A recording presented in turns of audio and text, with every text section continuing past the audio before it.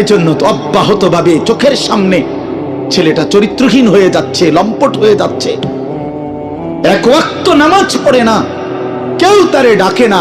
আহা, কেন এমন হয়ে গেল বাপ? তুমি এত বড় বঞ্চিত হইলা কেন? বলো ভাইয়া, তুমি মনে করছো তুমি সুখের সাগরে হাবুডুবু খাচ্ছ? না ভাইয়া, তুমি তো ধ্বংসের সাগরে হাবুডুবু খাচ্ছ। তুমি তো ভাবছো তুমি বড় মজায় আছো, তোমার মাথার উপরে কারো ছায়া নাই। আসলে তো তোমার উপরে খোদার লানত। এই জন্য কেউ তোমারে ফিরাইবার চাচ্ছে না। এই জন্য বিবেক থাকলে আমার এই কথা ভাইব, বিবেক থাকলে ভাইব। আমি তো ধমক দিলাম, তোমারে কেউ ধমক দেয় না কেন? কেন ধমক দেয় না? তোমারে কেউ ফেরায় না কেন? হ্যাঁ, এই জন্য দোস্ত দয়া করে এটা ভাবা উচিত। আমরা ইনসাফের সাথে আমাদের এটা ভাবা উচিত।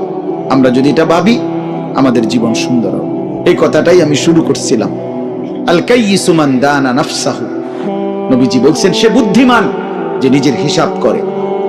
ওয়া আমিলা লিমা বাদাল মাউত, এবং মৃত্যু পরবর্তীর জন্য আমল করে। সেভাবে আমি কে, আমারে কে বানাইলো, আমি আসলাম কোত্থেকে, কেন বানাইলো, আত্ম উপলব্ধি, নিজের বিবেক, নিজের জাগা। আসলে আমি কে? আমি মানুষ না জানোয়ার? এতটুকু বুঝ, বুদ্ধি, আকল, দিমাগ যদি দোস্ত আমার না থাকে, আমি মানুষ হলাম কিভাবে, মুসলমান হলাম? মাসালুল্লাযী ইয়াযকুরু রাব্বাহু ওয়াল্লাযী লা ইয়াযকুরু রাব্বাহু মাসালুল হাইয়্যি ওয়াল মাইয়্যিত।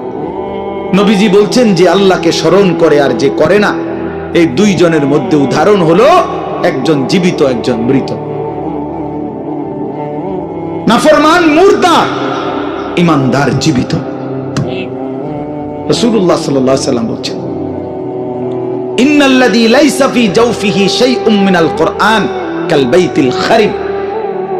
প্রিয় বন্ধু শোনো, নবীজি সাল্লাল্লাহু আলাইহি ওয়াসাল্লাম বলছেন যে এই কলিজার ভিতরে আল্লাহর কোরআন নাই, কোরআন কিছু পরিমাণ কোরআন শরীফও নাই, 10টা সূরাও শুদ্ধ পড়তে জানে না, 10টা সূরাও মুখস্থ পারে না, আল্লাহর কালামের কিচ্ছুই জানে না। আল্লাহ রাসূল সাল্লাল্লাহু আলাইহি ওয়াসাল্লাম বলছে ওই নাফরমানের দিল হলো কাল বাইতিল খারিব, সারা বাড়ি, আলগা বাড়ি, যে বাড়িতে আগে থাকতো এখন